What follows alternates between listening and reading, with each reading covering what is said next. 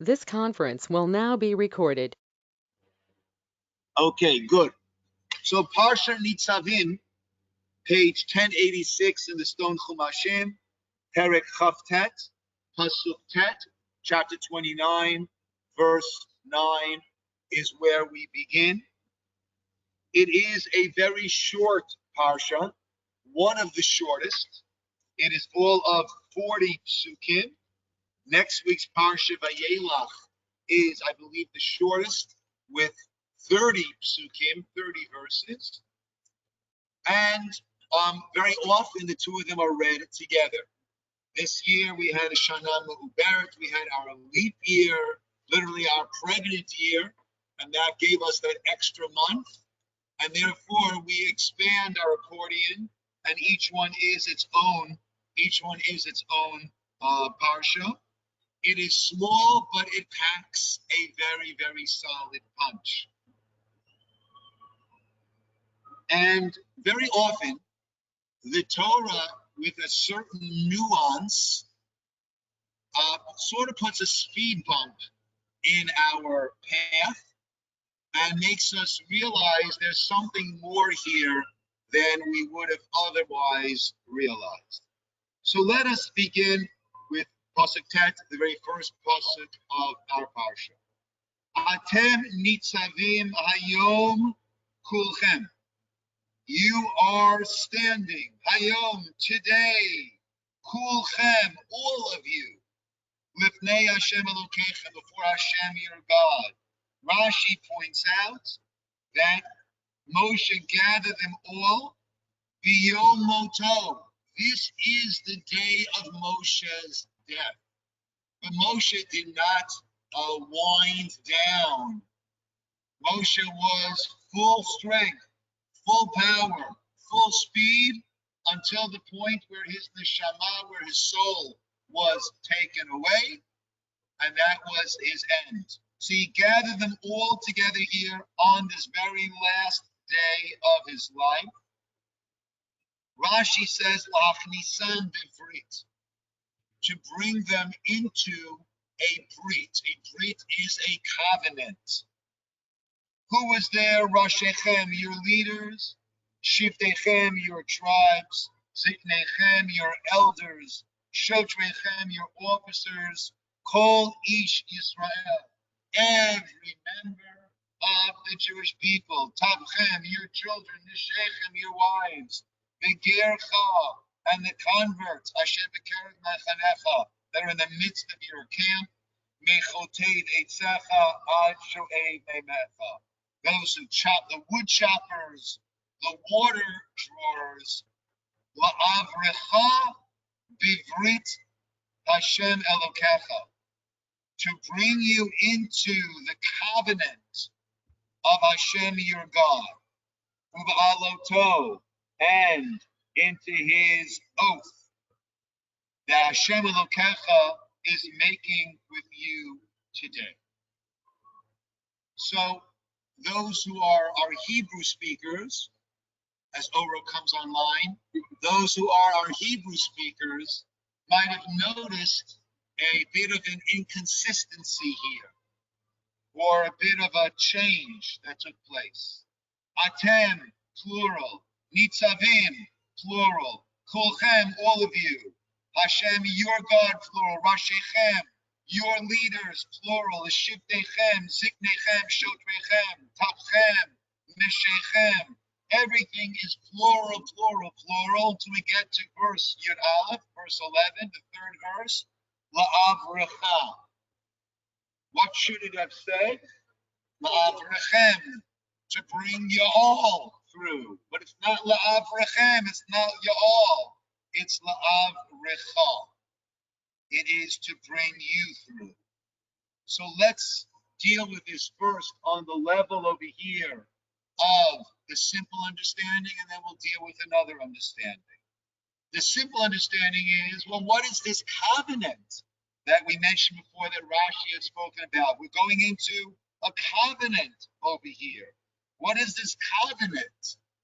And the Parsha, the commentators explain, this is a different type of covenant. This is called the covenant of Aravut. Aravut is co-responsibility. That it's not enough if I'm doing the right thing. If things are going awry around me and I can have an influence, I can help, then that becomes my responsibility. Okay, what's going on around becomes my responsibility. Someone is in pain, it is my responsibility to try to alleviate that pain or whatever trouble that person is in.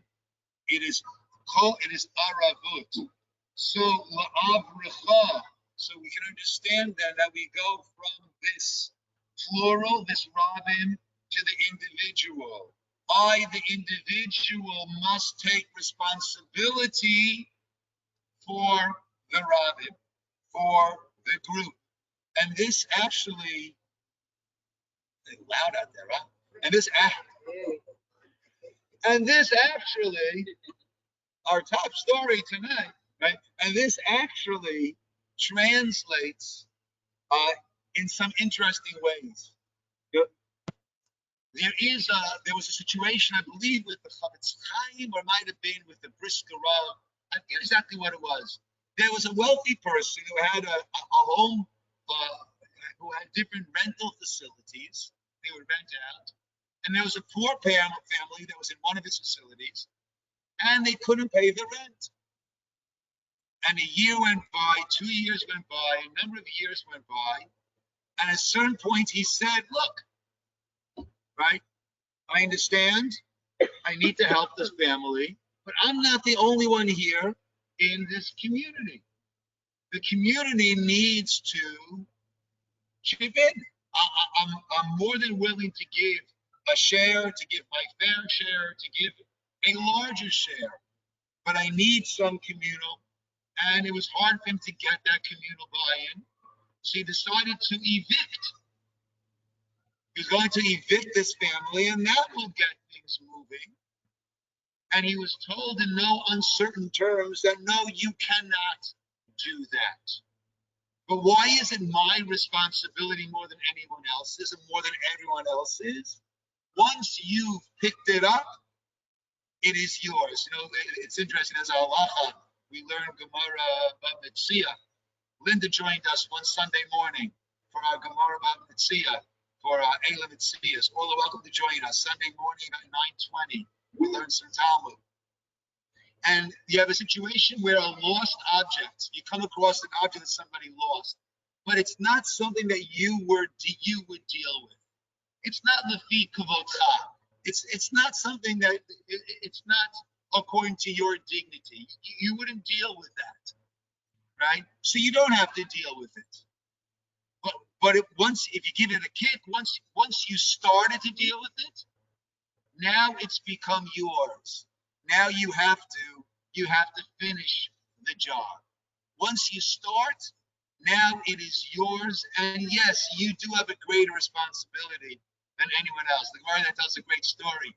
Right? In addition to helping someone find the lost object, they also have to help somebody load up. If they have something to load up, unload. They have to unload on themselves, on their donkey, or their car, or whatever it might be. So the Gemara tells a story. I think it's Rabbi Yisroel, Rabbi Yossi was walking along, and there was a poor person there who was about to load up a thing of firewood, of twigs, of firewood. He was presumably going to sell. So Rabbi Yossi says, "Can you please help me?" Rabbi Yossi says, "Tell me, how much are you going to sell that for?" And he says, $5. He said, "I'll buy it from you." He gave him the $5, right? And then the wood, I make the wood hefker, right? I'm relinquishing any ownership over the wood. The guy says, "Great, it's mine. Can you please help me load it up again?" So Shmuel said, "Worth $5, right?" I said, "Yes, it is." He said, "I'll buy it from you." He bought it from him. Are you going to pick it up? So Shmuel said, I'm making it hefker, ownerless for everyone but you. But that's the idea that you don't have to do something necessarily. You might be exempt, but once you have started, then you've got to follow through. But that is the idea that I've mentioned here. I think it's this class. I don't know what class I mentioned what anymore. But I think I told the story of myself and Rabbi Hillel Zaks, that I and a close friend of mine, we were teenagers and we spent the Shabbos by him, and there was a certain Jewish concept that we were struggling with. And as we're walking to shul out of the clear blue, he starts to talk about that topic, and he hit it right on the head. And we were looking at each other like, did you say something to him? Did you say? I didn't say a word. How did he know? Years later, I had the privilege of giving him a ride, and I shared with him that whole situation, which he, of course, did not remember at all. To us, to me at least, I think my friend also, it was one of these light moments. To him, it was another Shabbos afternoon walk with a couple of teenagers, whatever. And he explained to me, we're all one guf. All the Jewish people were all considered to be one body. And if a part of the body needs something, then the body sends over to that part of the body whatever it needs. And he said, this part of the body needed that teaching. The body said that you guys needed that teaching. And that was the teaching that I decided to share with you. That's the idea of arvut, of co-responsibility. And this even has halachic ramifications. I made kiddush over here for everybody when we have our Shabbos luncheon. Let's say someone else needs to hear kiddush, someone walked in late, and they don't know how to make their own kiddush. Can I make kiddush again for them? Normally we say, if I've already fulfilled my obligation, I can't do it now for you. I can fulfill my obligation and bring all of you along with me. But if I've already fulfilled my obligation, I can't do it again for you. I can do it again. I can make kiddush again just for you, even though I've already made kiddush. Why? Because if there is one person out there who has not yet heard kiddush, it's not just that they haven't fulfilled the obligation. I too am lacking in my kiddush. I have not fully fulfilled my obligation, and therefore I can bring someone else along with me. That is the idea of arvut, of this co-responsibility, of this all being connected to one another. Yes, Gabriella. I was just going to ask, is that the same principle for the shofar? Like, if someone is sick at home and they can't come to shul to listen, like, because it's a mitzvah on Rosh Hashana, like. Okay. So is that the same idea for shofar? Well, yes, yes and yes. In a broader sense, even though I've heard shofar, if there's someone who needs to hear shofar, then we'll try to send someone to blow shofar for that person, right? But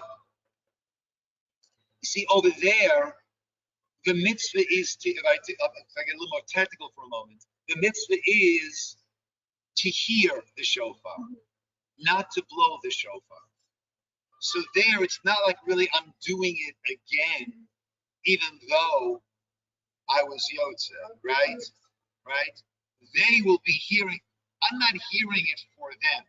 I'm making kiddush for them. I'm not hearing it for them.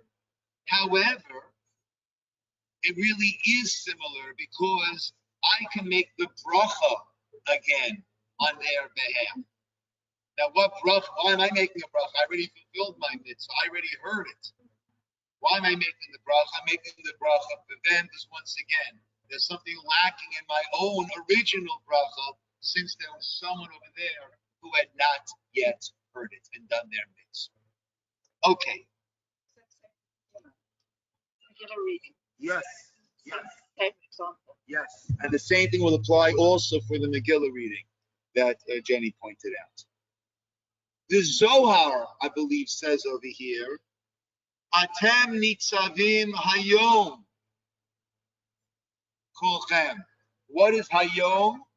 Hayom is a reference to Rosh Hashana. Not that the day of Moshe's death was on Rosh Hashana. Moshe's yard site, anybody? Zayin Adar, the 7th day in the month of Adar. His birthday and his death day. That's why he said, later on he'll say, I'm 120 years old, Hayom, today, right? Famously, when it comes to Purim, when Haman is drawing the lots to see what will be the most auspicious day to destroy the Jewish people, when it came out to the month of Adar, right? He thought, great, right? This is the day that Moshe died. This is a good sign that this will be a good day for their destruction, their annihilation, their demise. He didn't know Moshe was born on that day also. Okay, so you are standing Hayom today, right? We stand on Rosh Hashana with Mei Hashem Elokeichem, before Hashem, your God. What does it mean we are standing? So actually, the Pasuk tells us, hints to us, how is it that we can be standing on Rosh Hashanah? How do we stand? How do we stand confident? How do we stand assured of a good din for the year, a good judgment for the year going forward? Kulchem, all of you. And once again, la'avracha is in the singular, but kulchem is in the plural. If we make ourselves into people who are not just individuals, but we are part of the kulchem, we are part of the klal, that is a way to, I can't say guarantee, but that is a way that a person can have the confidence that Hashem will give me a good din for the year going forward. Because all of a sudden, it's not just about little old me, but I am connected with many people.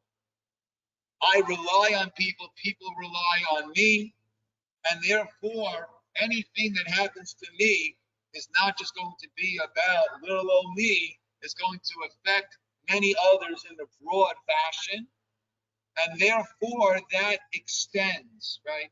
You have a, if you have a stand, you spread out the legs, it's that much more firm, it's that much more steady, stable. Thank you. That's what I was looking for. I was gonna keep on going until I got there. So thanks for saving everybody the time on that. It makes it that much more stable, right? So therefore, kulchem, atem nitzavim hayom, kulchem. You're standing today. Why? Because you are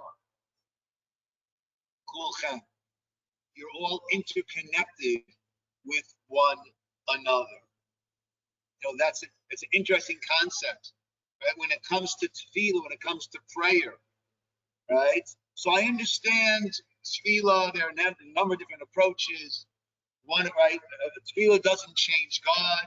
Tefillah changes me, and therefore I am now what's best for me has changed, right? Whereas before, right? Let me win the lottery. Maybe it's not such a good idea. We mentioned that the suicide rate amongst lottery winners is higher than it is amongst the general populace, strangely enough, right? Not so strangely, right? Now what's the purpose I have in my life? Or how did I blow it all so fast? Now what do I do? Or now everyone's bothering me, everyone's calling me. All of a sudden, all of my Facebook friends become real friends, and they don't want to borrow money, right? So all of a sudden, it's issues, right? So it might not be the best thing, but if I dive into Hashem that I need, Hashem, let me have a windfall. I want to help this institution. I want to help that institution. I want to help this person. I want to help that person. So whereas before it might not have been best for me, I've changed. And now it could be best for me.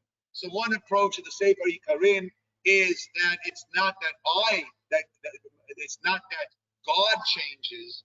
God wants to do what's best for me. That who is me, I'm in a constant state of flux. And if I elevate myself through tefillah, through that close interaction with God, what's best for me can also change. Also, another, I believe Rabbi Gershom has the idea based on a Rashi much earlier in the Torah, in the beginning of Bereshit. It says there that God had not yet made it rain because there was not yet a person to work the land who would appreciate the rain and ask for the rain. So it could be as a parent who wants a relationship with a child, that we're not just going to drop it down from the heavens on their head. We want them to come to us. We want that relationship for them and for us. And so too Hashem wants the relationship. And therefore Hashem wants us to ask, to recognize our dependence upon Him, to build that relationship. So that's two classic approaches to how tefillah works. And that's all fine and dandy until it comes to me davening for someone else.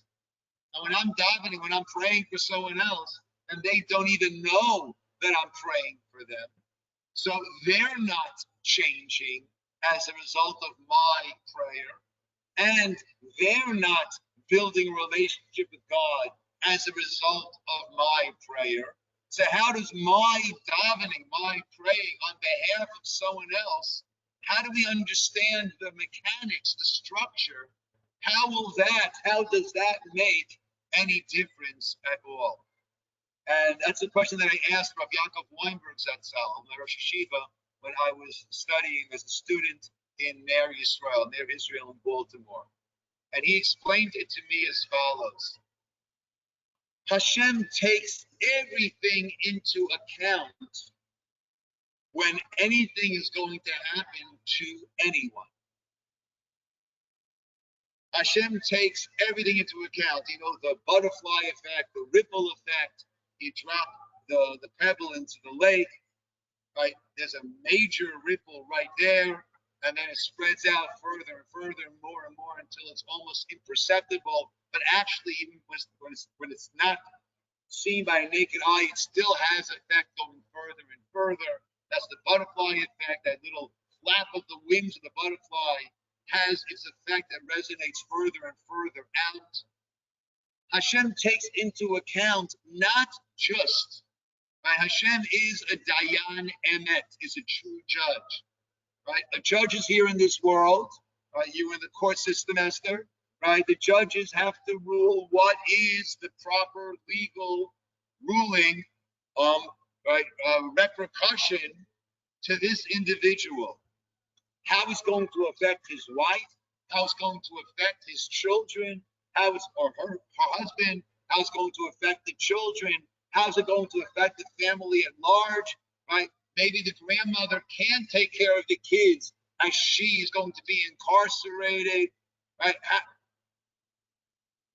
The judge can't take that into account. He's got to deal with, he or she has to deal with this individual, end of story. All the repercussions, pick up the pieces, everybody else. That's not their job. God is a Dayan Emet, is a true judge. And therefore he needs to and does take into account all of the ripples, all of those who will be affected to the degree that they will be affected. All of that goes into the din when it comes, the judgment, when it comes to this person, to this individual. And therefore when I'm praying for someone else, the fact that this person has me on their mind, and they're praying for me, and they're praying for my family, then whatever it might be. So now anything that might happen to that person, right, is this person supposed to go through the effect, the degree to which that person will be affected. And therefore we spread the net further and further. and that will hopefully, by time and by rachman and compassion for that person about whom we are davening. All the same idea of being spread out, being concerned about others, helping one another, being part of that judgment, and then it is a judgment on Rosh Hashana that must take into account this Dayan Emet, this true judge takes into account all the ripple effects. And we hope that with that, we will have our din tov, our good judgment. Sure. I believe when you pray for somebody in the kahal, it's more effective than when you do it by yourself. So is there a sense of the kahal is more effective, or is it just like numbers, like more people praying, or is it sort of like collective? I'm just Okay. about that. Okay. You guys heard the question? Able to hear Jenny's question? Thumbs up? You guys hear me? Thumbs up? Okay. Rabbi, So, can you question- please repeat the question? Yes. Okay. So Jenny's question was that we know that when we're davening with a minyan, with a group, right? So then the prayers are stronger. So is that just simply a numbers game? How does that work, right? What's the mechanics of that? As we understand it, of course, with that caveat. So the understanding, at least that I have of that, is that Hashem hears, God listens and hears every prayer of every person. However, when I'm asking for something, there's always the consideration of what is the merit of that person, and is that person deserving of that which they are asking for.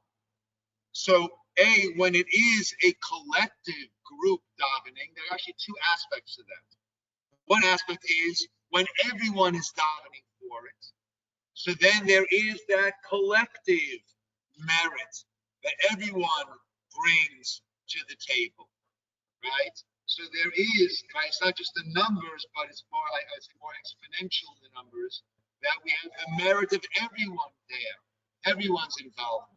But let's say we're not all davening for the same thing. We come to the minyan, and everyone has in mind their own issues, the things that they are asking for. Even there where we're not all asking together, but the very fact that I'm there at the group with the minyan gives my prayers a greater strength. The pasuk says,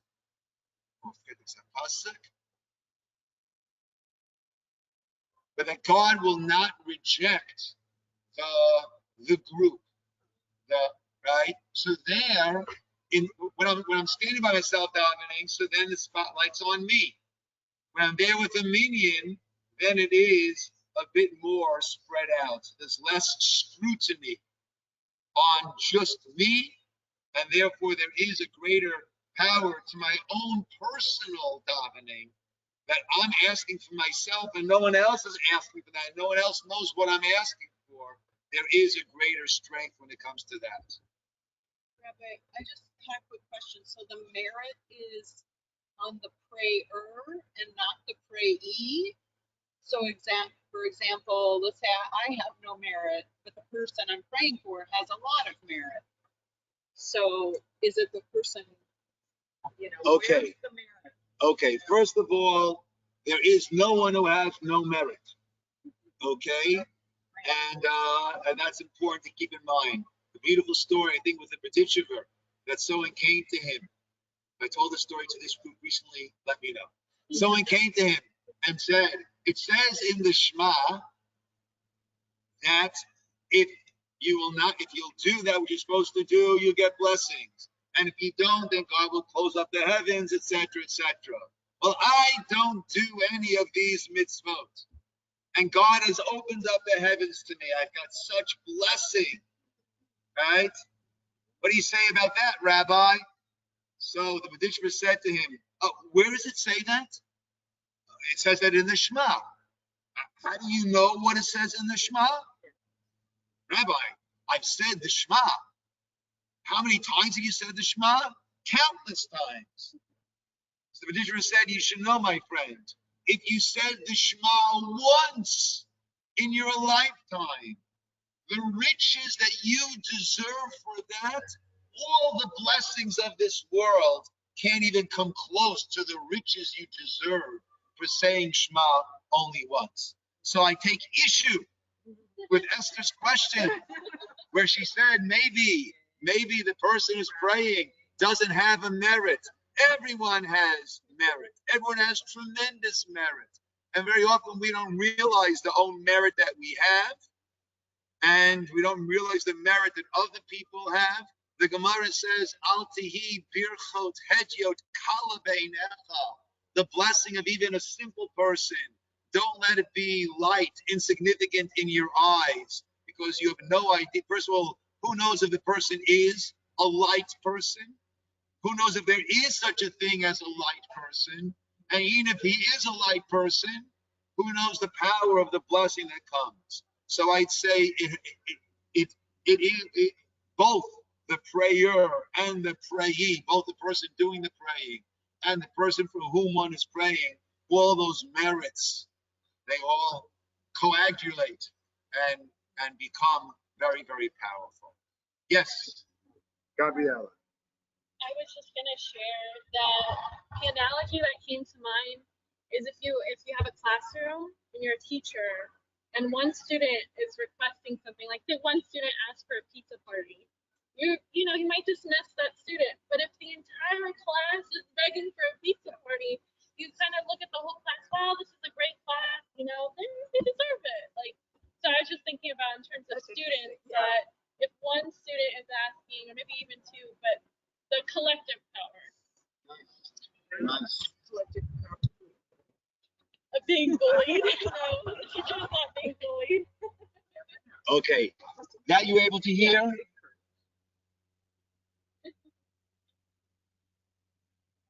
No? Did you hear Gabriella? Good. Okay. Let us continue on now.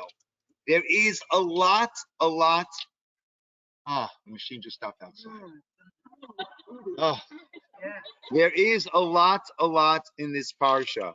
I think last year, the year before, it's worth taking a look at it yourselves. I'm not going to go through it again right now, but a good way to remember this is we have a teaching that there are always 36 tzaddikim, righteous people in the world that keep this place going. And in Devarim, chapter 30, verse 6, that's how I remember it, speaks about the messianic times when the pasuk reads, Umal Hashem Elokechas levavcha, God will circumcise your heart, and la'avat Hashem Elokecha, to love Hashem your heart with all your heart and all your soul for the sake of your life. So that Ramban explains very beautifully that is talking about the messianic times, where all of our pulls that we have, and he explains the same way that no one who is of healthy mind and spirit would want to jump into a fire, so too, who would want to do something that the Torah says you should not do? Who would want to harm oneself in such a way? But we don't recognize it as such, and we get pulled in many directions. But the messianic times will be this point when we will have that full alignment with God, with Hashem, with Hashem's instructions to us, with Hashem's warnings of that which is good for us, as in positive mitzvot, and those which are not good for us, which will be those which are harmful, which will be the Aveirot. What I do want to go into today is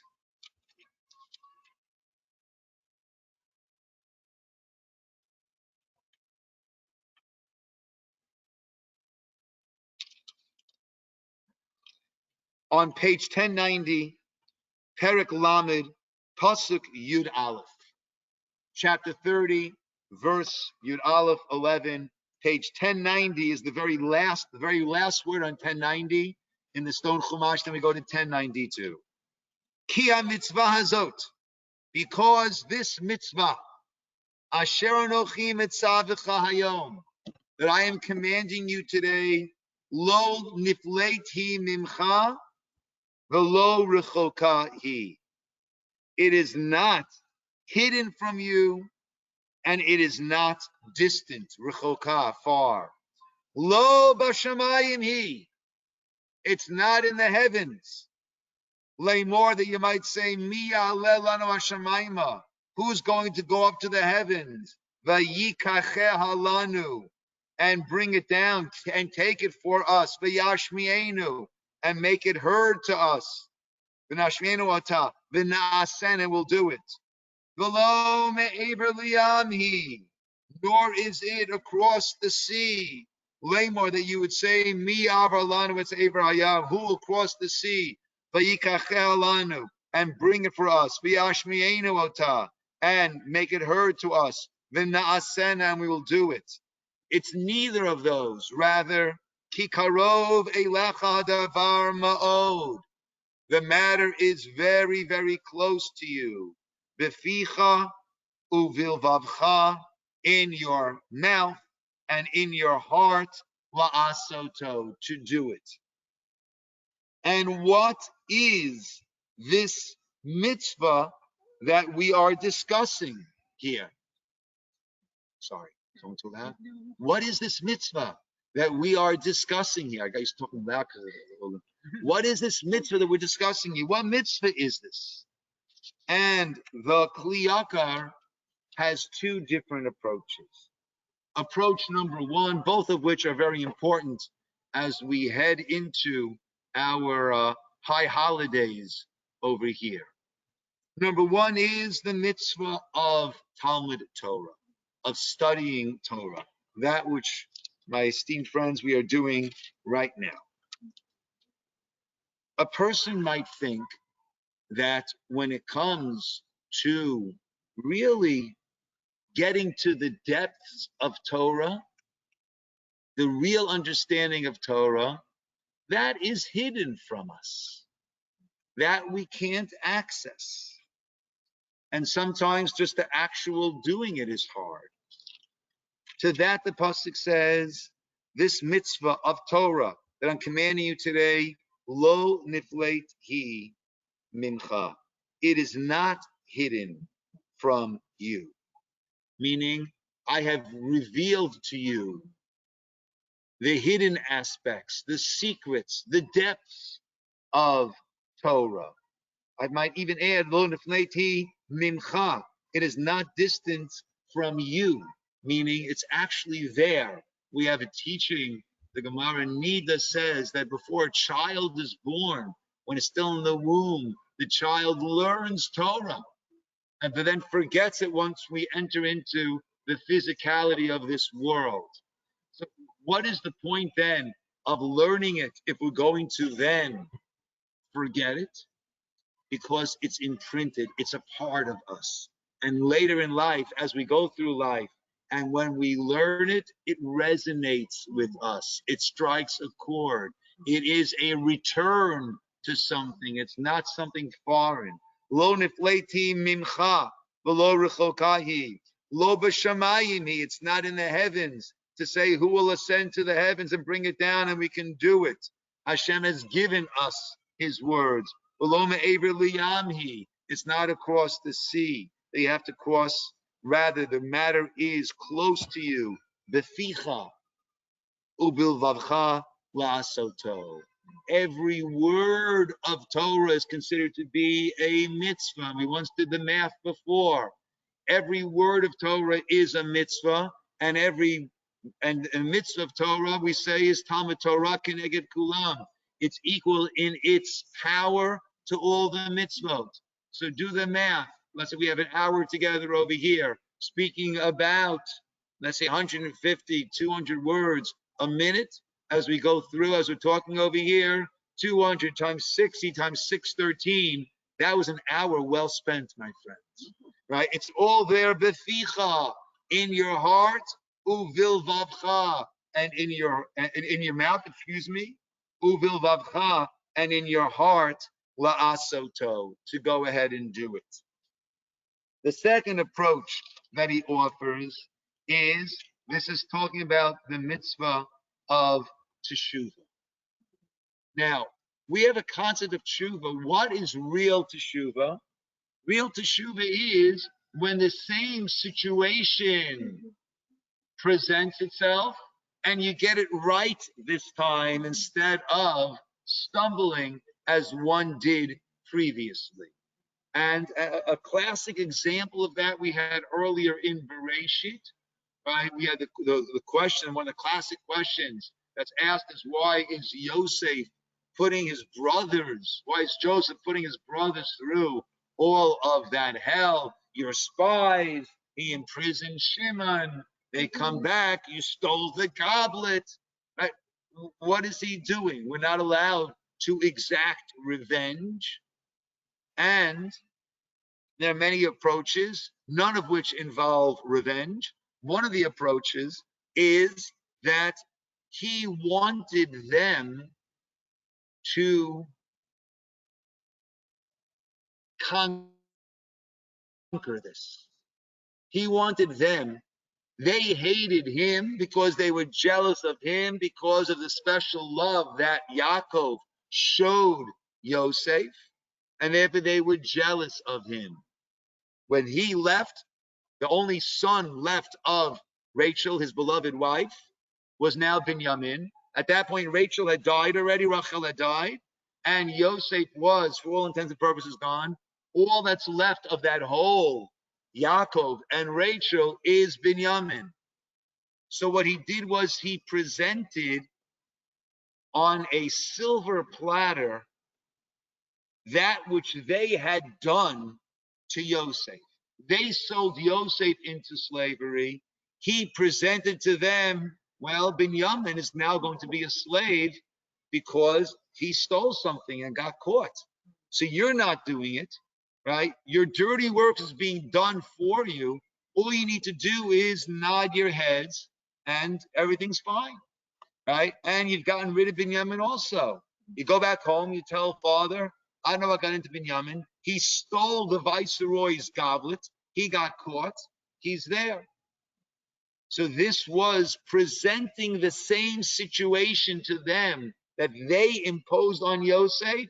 Here it is on a silver platter.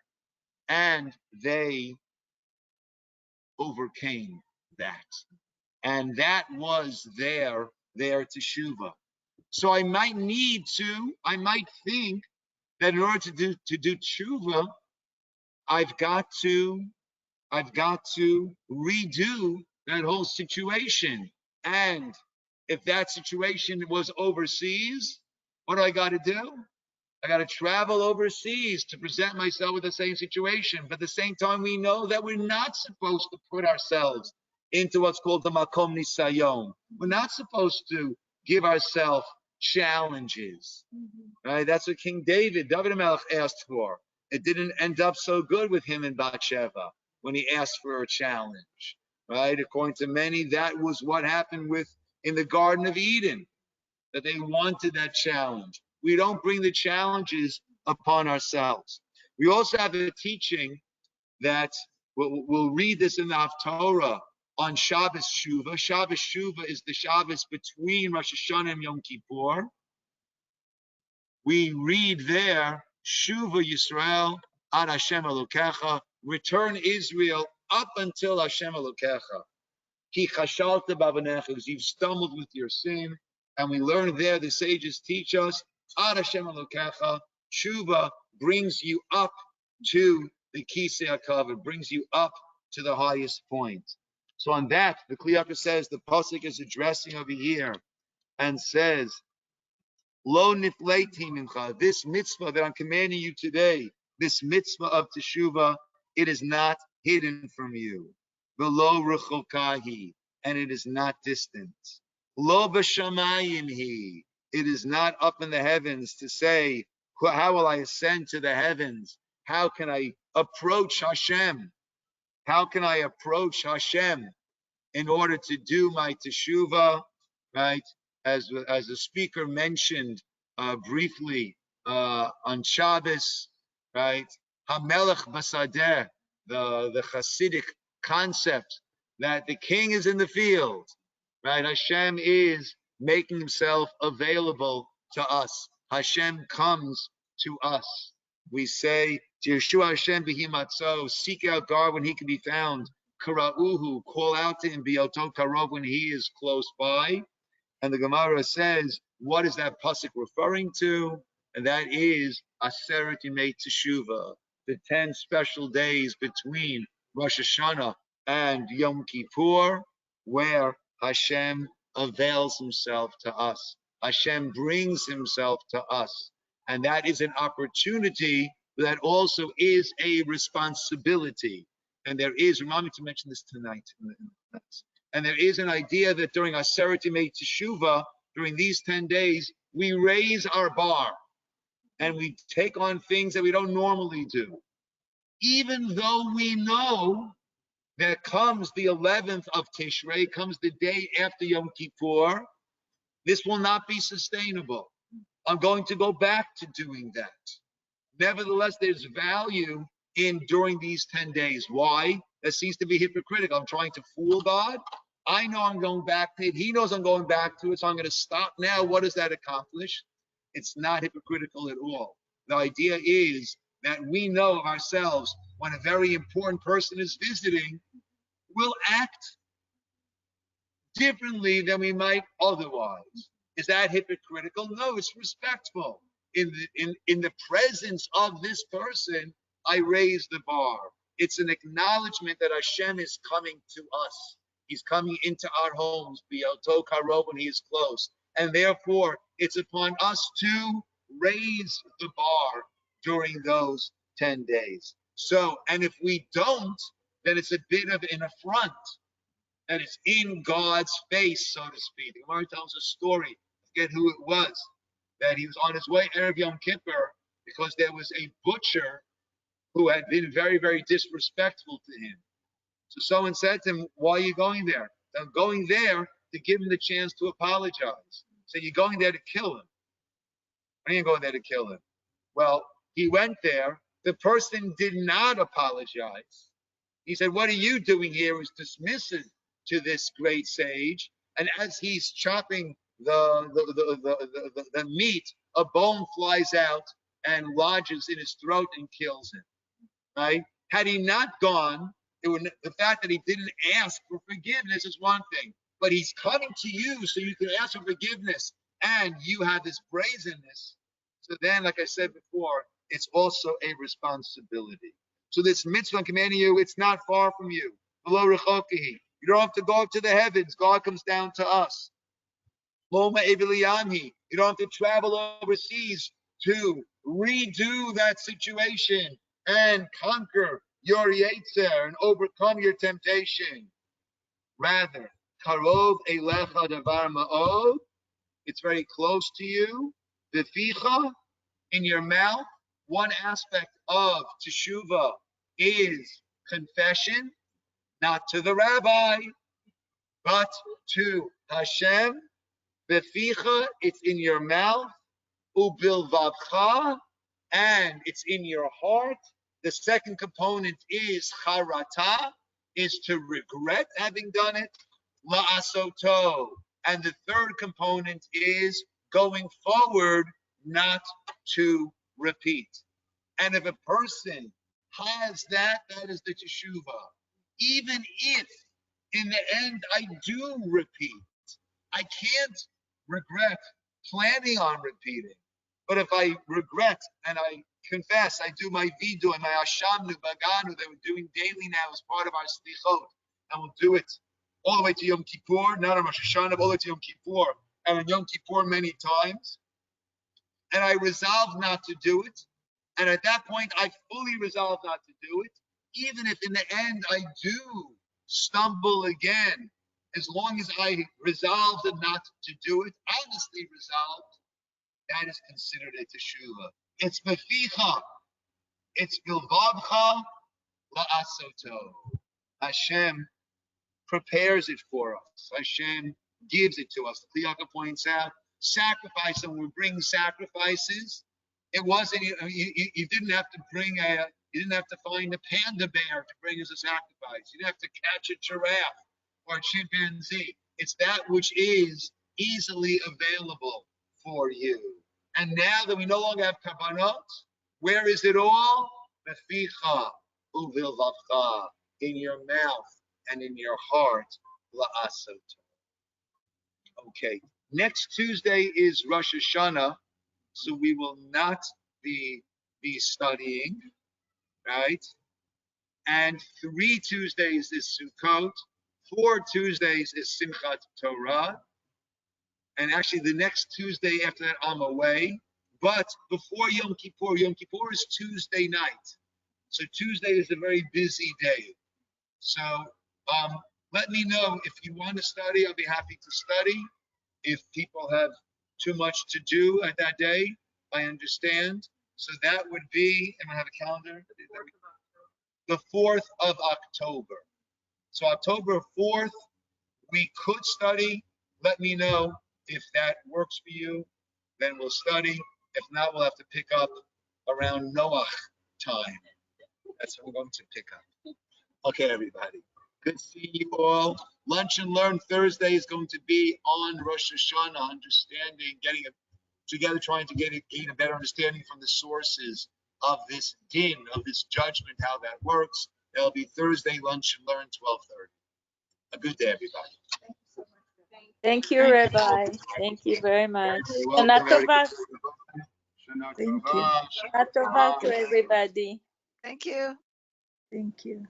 There we go. Shana Tova. Be well, everybody. Thank you. Yeah, I'm going inside. I can also bring a few.